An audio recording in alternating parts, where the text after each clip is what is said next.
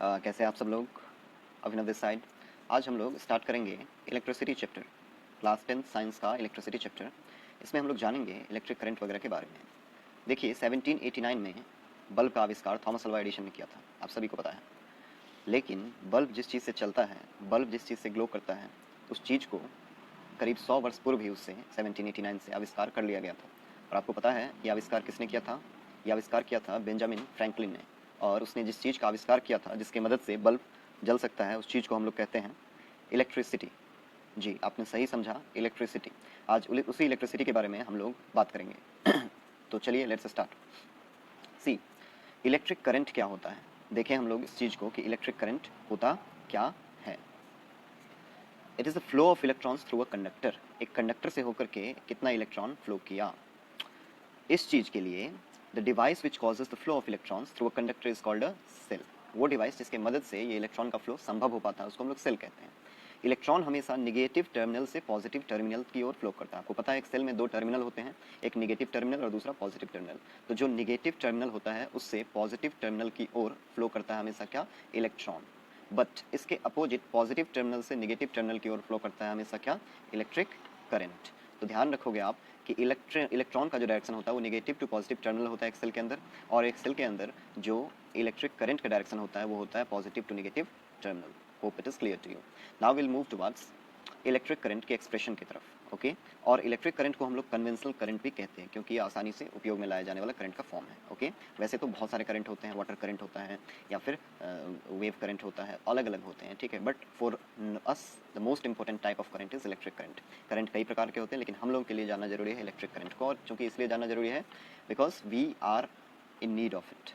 We need this for our day to day life. हम लोग को हर दिन के लाइफ के लिए इसका जरूरत होता है। जैसे आप अभी जिस गैजेट पर, इस ऐप के ऊपर जिस गैजेट पर ये वीडियो देख रहे हैं, ये लेक्चर देख रहे हैं, वो गैजेट को आपने चार्ज किया। उस गैजेट को चार्ज करने के लिए भी आपको किस चीज़ का आवश्यकता पड़ा? इलेक्ट्रिसिटी का, इलेक्ट्रिक करंट का।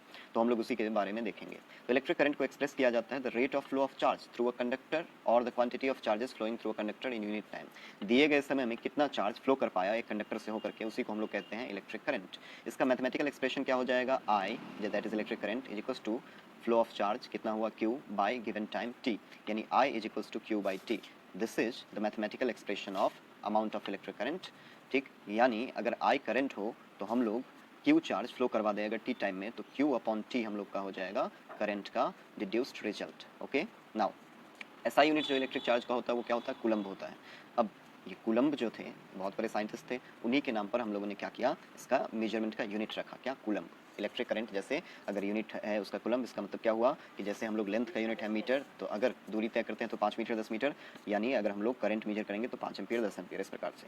अब इसके ऊपर चार्ज जो होता है वो कितना होता है? 6 इंटू 10⁻18 इलेक्ट्रॉन्स के बराबर, ठीक है। यानी एक कूलम्ब का वैल्यू जो हो जाता है कितना इलेक्ट्रॉन के बराबर हो जाएगा? इतने इलेक्ट्रॉन पर मौजूद चार्ज के बराबर, यानी 6 इंटू 10⁻18 इलेक्ट्रॉन्स।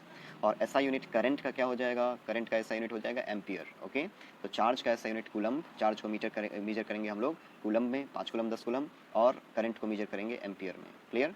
अब एक एम्पियर का जो करंट होता है एक कंडक्टर से, वो फ्लो करेगा कब? जब एक कूलम्ब का चार्ज फ्लो करेगा 1 सेकंड में।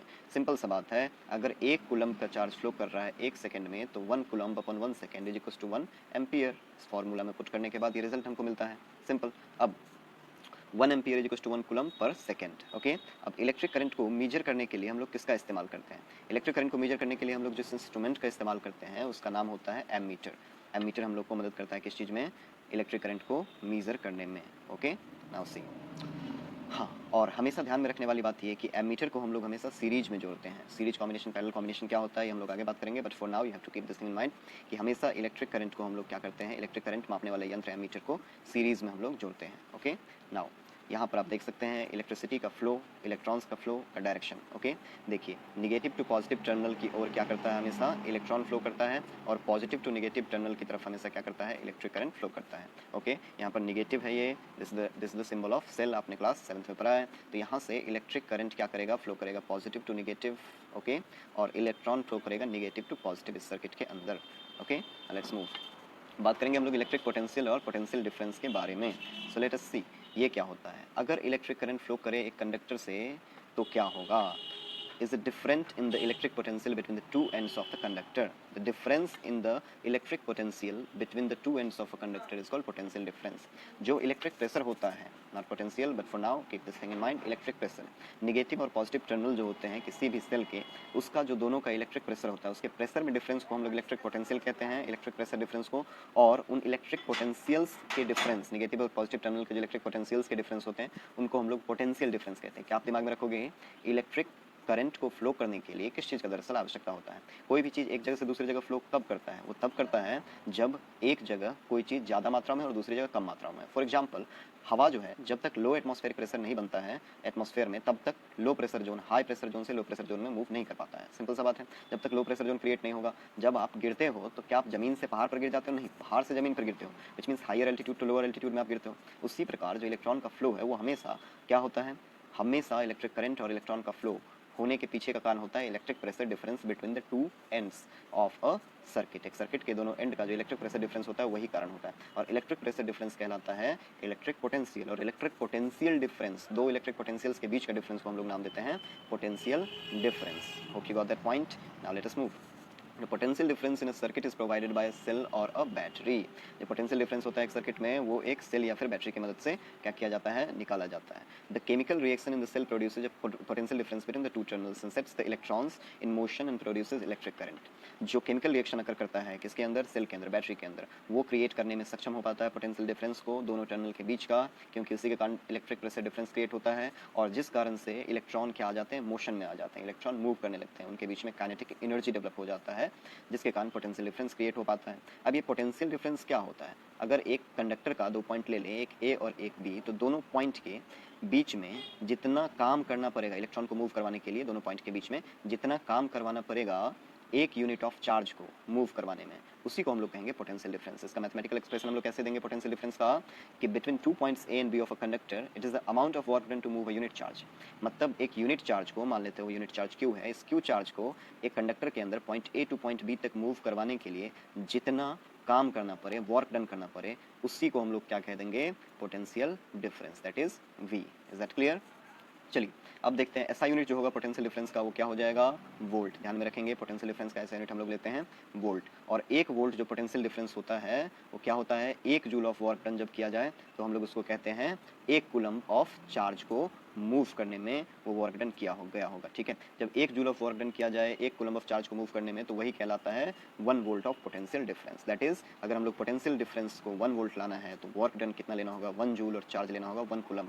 तो 1 joule upon 1 coulomb will give us 1 volt, यानी 1 volt is equal to 1 joule per coulomb.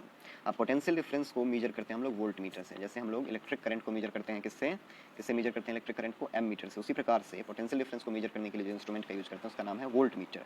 अब ये हमेशा जैसे इलेक्ट्रिक करंट को मेजर करने वाले एम मीटर में हम लोग देखते थे कि वो हमेशा सीरीज में रहता है, लेकिन हमेशा वोल्ट मीटर को हम लोग पैरेलल कॉम्बिनेशन में जोड़ते हैं। ठीक है, it is always connected in parallel across the two point between which the potential difference is to be measured. दो पॉइंट जिनके बीच में पोटेंशियल डिफरेंस मेजर करना है उन दोनों के बीच में हमेशा पैरेलल में हम लोग जोड़ेंगे किसको? पोटेंशियल डिफरेंस को मेजर करने वाले इंस्ट्रूमेंट वोल्ट मीटर को। तो इज दैट क्लियर? आज के लिए इतना ही। This was your first lecture, this was the basic about electric current and potential difference. अगले क्लास में हम लोग देखेंगे इलेक्ट्रिक सर्किट के सिंबल्स के बारे में, ओम्स लॉ देखेंगे, फिर रेजिस्टेंस कैसे हम लोग सर्किट में सीरीज में और पैरेलल में जोड़ते हैं उसको देखेंगे। इसके बाद heating effect of electric current देखेंगे, फिर पावर देखेंगे, इलेक्ट्रिकल एनर्जी देखेंगे, फिर उसके डिनोमिनेशंस देखेंगे, एक्सप्रेशंस देखेंगे, एंड लास्ट में हम लोग देखेंगे इस चैप्टर के कुछ बहुत ही इंपॉर्टेंट न्यूमेरिकल्स फ्रिक्वेंटली आ जाते हैं। आई कैन श्योर यू कि once you will actually over up with that particular those particular questions, you will surely be there with all the questions. With surety, you can handle all the questions that can be asked in your upcoming examinations. So don't worry for that. Just relax and be at some tediously hard-working peto. So the peto, be there. Hope you all are doing well. Now with this point, I'd like to end this lecture. See you soon in the next lecture. Till then, goodbye, Shabakhat, take care, and namaskar from this side. It's Abhinav here.